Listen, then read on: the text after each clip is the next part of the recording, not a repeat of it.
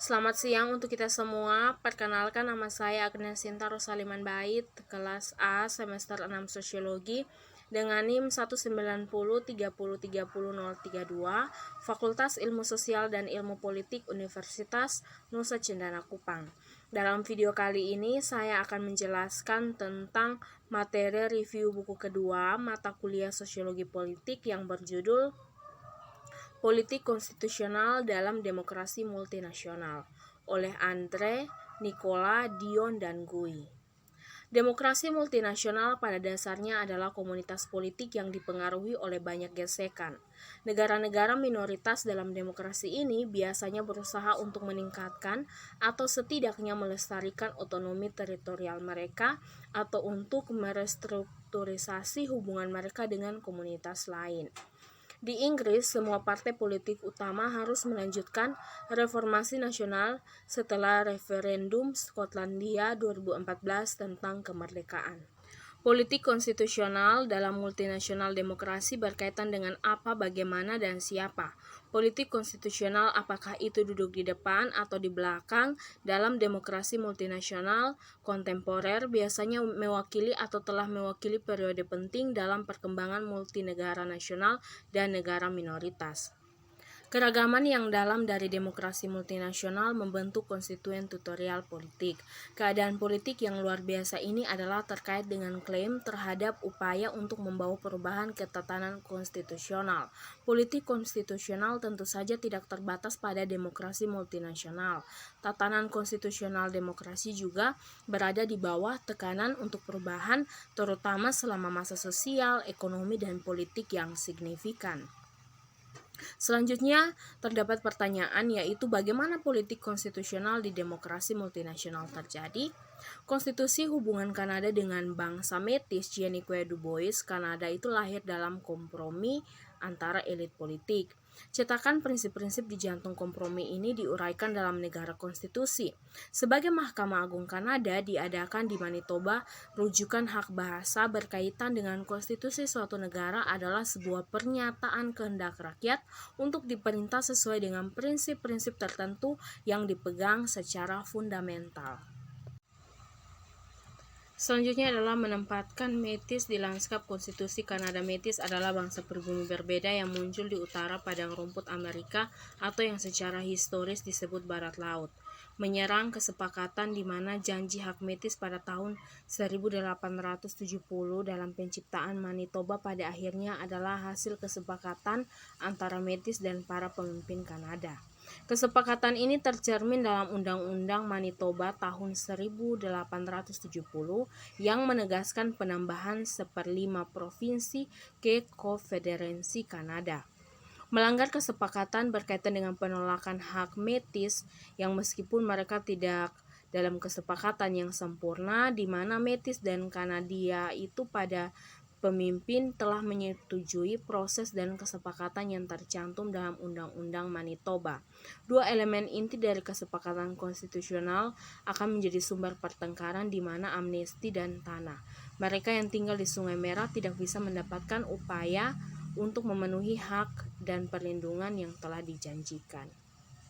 Yang kedua, menanggapi referendum pemisahan itu berkaitan dengan konstitusional dan kuasi perubahan, di mana pada tahun 2014 ada referensi online atau referendum di Venesia, tetapi prosesnya itu terjadi di luar wilayah negara, di mana pada tahun yang sama sebuah organisasi masyarakat sipil yang tidak mengikat dan sebagian besar referendum tentang penentuan nasib sendiri diadakan di Catalonia.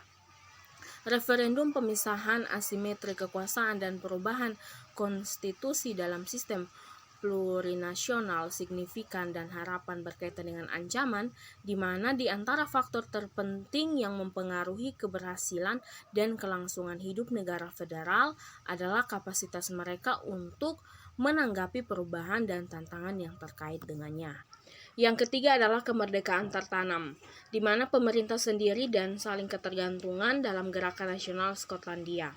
Nasib SPN telah dikaitkan dalam kebangkitan dan jatuhnya politik konstitusional di Inggris. Sebagai keberhasilan SPN diminta tanggapan kebijakan dari pihak Inggris terutama buruh dan para petinggi untuk memperdebatkan perubahan tatanan konstitusional. Buruh partai akhirnya mengadopsi devolusi sebagai bagian dari platform kebijakan di tahun 1974. Tetapi butuh 2 referendum yang diapit yang berkaitan dengan aturan konservatif dan kemenangan pemilihan Inggris untuk dihormati oleh Partai Buruh komitmennya terhadap devolusi Skotlandia tersebut. Kemudian yaitu Parlemen Skotlandia. Sementara itu menyediakan platform baru di mana SPN bisa bersaing. Berbeda dengan Westminster, Parlemen Pemilihan Parlemen Skotlandia itu menciptakan realisasi prospek pembentukan pemerintahan dan kesempatan untuk menggunakan sumber daya dan platform kantor untuk memajukan tujuan pemerintahan sendiri.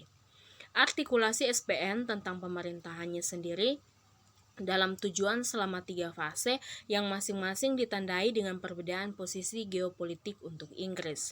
Bagian pertama, mengeksplorasi bagaimana pemerintahan sendiri didefinisikan dan diartikulasikan selama awal tahun partai dalam konteks kerajaan Inggris dan permulaan penurunan kekaisaran.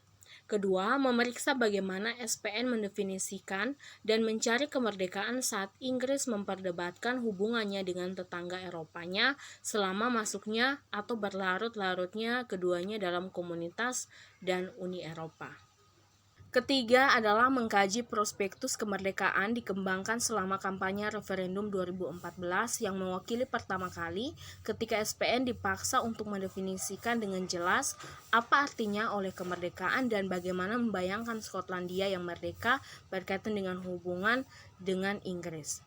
Yang keempat, nasionalisme Flemish dan kiri kanan divide, konsekuensi konstitusional politik di Belgia Dave Sinardet.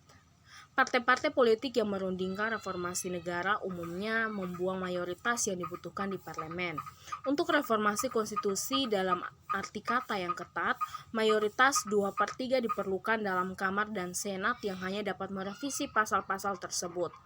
Berkaitan dengan konstitusi yang telah dibuka untuk direvisi oleh deklarasi bersama jatah mayoritas parlemen dan pemerintahan federal di legislatif sebelumnya.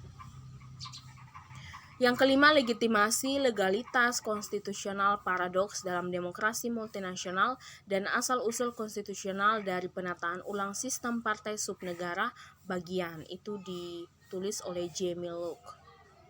Kecenderungan akomodasi di dalam negara telah menyebabkan pemikiran ulang dan reformasi konstitusi yang semakin kompleks. Model nasional akomodasi dalam negara yang ada. Pencarian untuk desain kelembagaan yang canggih dari akomodasi timbal balik ini mungkin sebagai soal fakta yang dimana menimbulkan tantangan yang lebih radikal untuk negara dan pemahaman konstitusionalnya sendiri daripada pemisahan diri itu sendiri. Yang keenam adalah Bosnia dan Herzegovina, konstitusional politik dalam negara minoritas. Itu di mana membangun sebuah negara federal dalam masyarakat pasca konflik di mana terdapat pertimbangan teoritis dalam beberapa dekade terakhir yang telah menjadi atau menjamur menjadi sebuah perang saudara yang sangat luar biasa dan juga perjuangan intranegara yang diantaranya telah berakar dalam sengketa etnis, bahasa, agama, dan wilayah. Mengingat komitmen federalisme untuk otonomi dan kebersamaan, pengambilan keputusan tidak mengherankan bahwa itu telah digembar-gemborkan sebagai alat resolusi dari konflik. Inti masalahnya adalah 3 isu utama. Yang pertama, kelompok di Bosnia memiliki visi yang sangat berbeda dengan organisasi konstitusional masa depan negara. Yang kedua, pembagian kekuasaan yang ketat tidak kondusif untuk konsiliasi, kompromi, dan juga kerjasama. Yang ketiga, masyarakat konstituen di Bosnia itu menderita minoritas kompleks. Dengan demikian, masyarakat internasional harus menghindari bentuk-bentuk kesalahan. Pertama, hindari fokus hanya pada solusi jangka pendek saja, sementara mengakhiri kekerasan atau rezim otoriter itu beresiko menghambat pembangunan dan sistem politik. Kedua, Politik konstitusional di negara-negara multinasional pasca perang itu harus menjadi sebuah proses yang fleksibel. Yang ketiga, penciptaan perdamaian dan pembangunan negara dalam multinasional pasca perang. Negara juga perlu fokus pada demokratisasi.